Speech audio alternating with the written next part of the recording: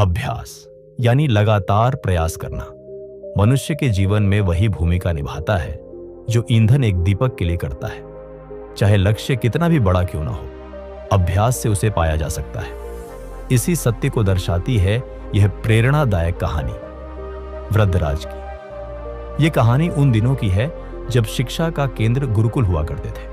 वहां विद्यार्थी केवल पुस्तकों से नहीं बल्कि सेवा, अनुशासन और जीवन के व्यावहारिक पक्षों से भी ज्ञान प्राप्त करते थे। उसी समय में एक बालक था, वृद्धराज। वृद्धराज के माता पिता साधारण किसान थे।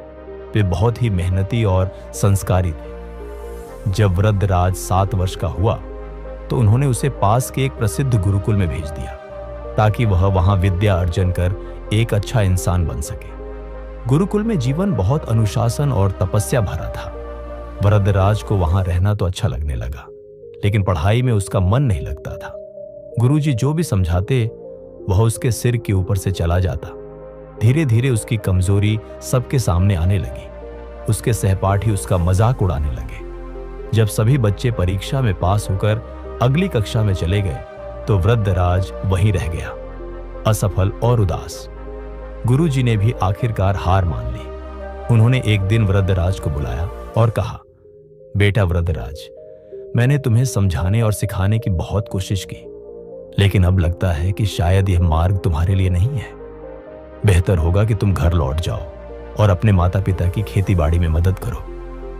गुरुजी की बात सुनकर वृद्धराज बहुत दुखी हुआ।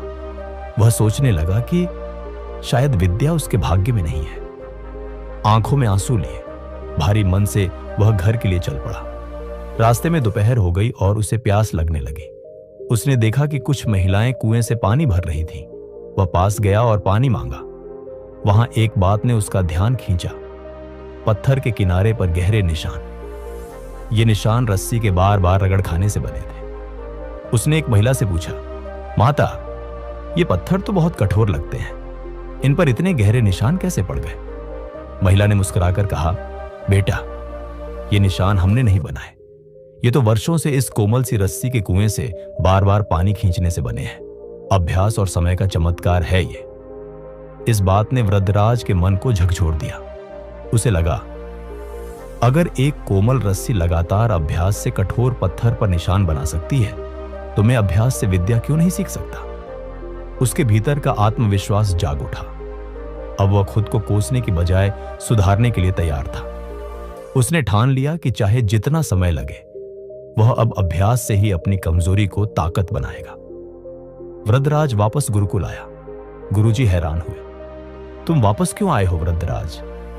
वृद्धराज ने विनम्रता से कहा, गुरुवर, मुझे अब समझ में आ गया है कि अभ्यास ही सफलता की कुंजी है। कृपा करके मुझे एक और अवसर दे। मैं पूरी मेहनत और लगन से पढ़ाई करूंगा। गुरुजी ने उसकी आंखों में नया आत्मविश्वास देखा।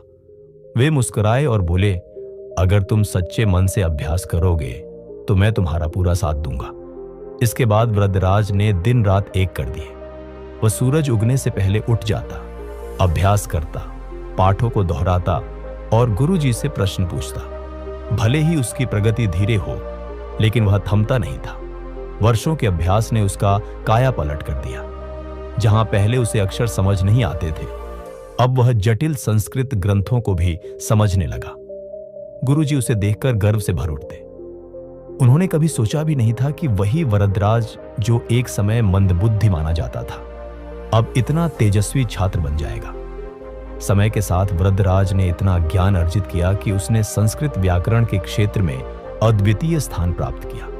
उसने लघु सिद्धांत कौमुदी, मध्य सिद्धांत कौमुदी, सारा सिद्धांत कौमुदी और गीरवाणपद मंजरी जैसे महान ग्रंथों की रचना की।